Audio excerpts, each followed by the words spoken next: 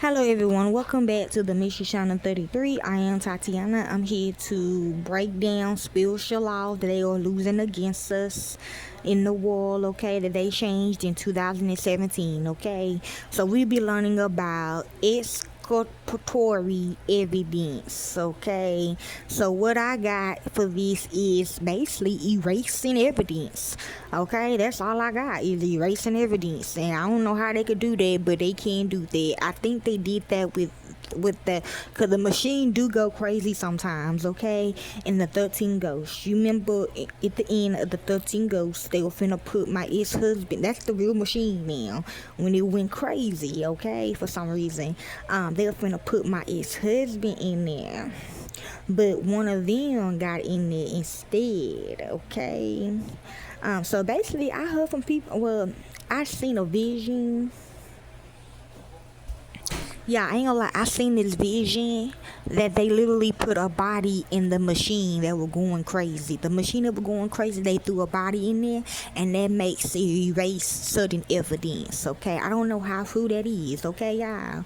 I'm just letting you know what I seen. I don't know. Okay, so let's begin. So it is erasing evidence. So exculpatory evidence is any information, witness testimony, or physical material that tends to clear a defendant of blame or guilt, okay? So yeah, like I said, basically erasing evidence. So like I said, if you watch the Brady material, guilty versus innocent, you might be actually innocent, but they're gonna push you as guilty. They are literally going to change, like if the person really guilty, they gonna literally change it and put shoot in that shit. And that, yeah, I think I done seen that before. I seen that before.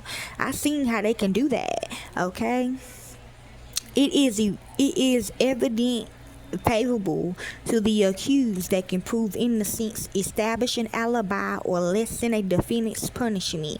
Yeah, it had to be somebody in this that used to be a lawyer, or they know somebody that's a lawyer, okay? Now, you know, sometimes a lawyer can get, they can, I mean, that's why some people don't want to be a lawyer, though, because some lawyers can make a way where you can get off, okay, y'all?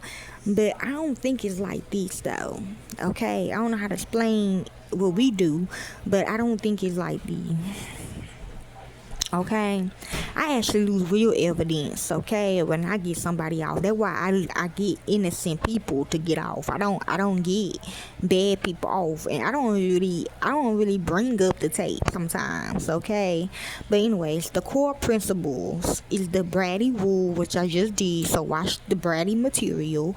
In the U.S., prosecutors have a constitutional duty under the landmark Supreme Court case Brady versus Maryland to turn over all material exculpatory evidence to the defense. Okay, you know how when you get a lawyer and stuff, and they say,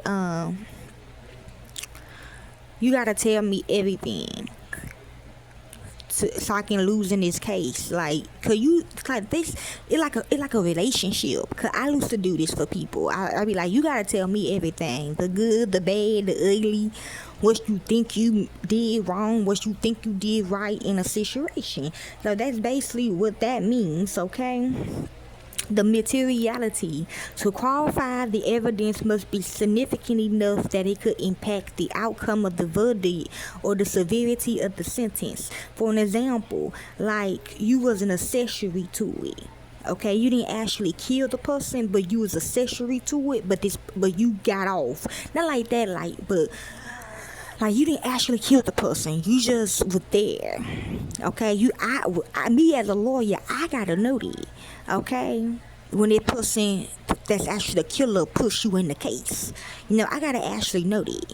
Like you could be a random homegirl or whatever, and you in a car with somebody, and you literally like off of state property one. Like she was my homegirl, and she literally like got in trouble with me. Okay. So that's what that means. Impeachment.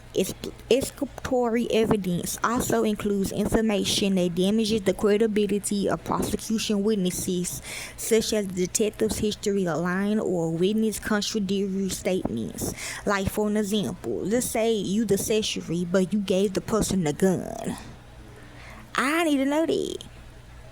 like if I hear that from you, I ain't gonna lie. If I really like you, I might, I might help you a little bit. I might give you a little time or whatever. But if it's your gun, I don't know. I might have to put this in my records, cause the other person gonna know anyways. The defense lawyer, he gonna already know if I'm the prosecutor and the defense lawyer person, okay? The defense person is always the bad person anyways, you know what I'm saying? Okay, anyway.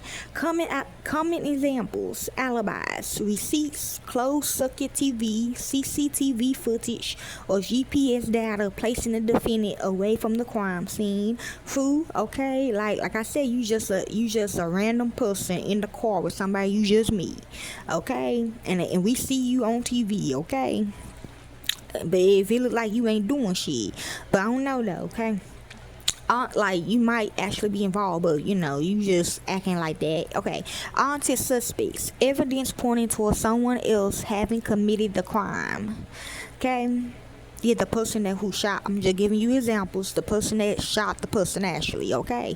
DNA or forensic data, biological samples or forensic analysts that rules out the definitive. Okay, could be the accessory, the accessory. Okay. Next we got contradictory statements, witness statements given to police that conflicts with what is later said in court. Okay, where the defense lawyer say against the prosecutor lawyer or vice versa. Okay. Yeah, so that basically what it means when you are getting exculpatory evidence spiritually and what it really means in law. Okay, hopefully this helps you all. Enjoy.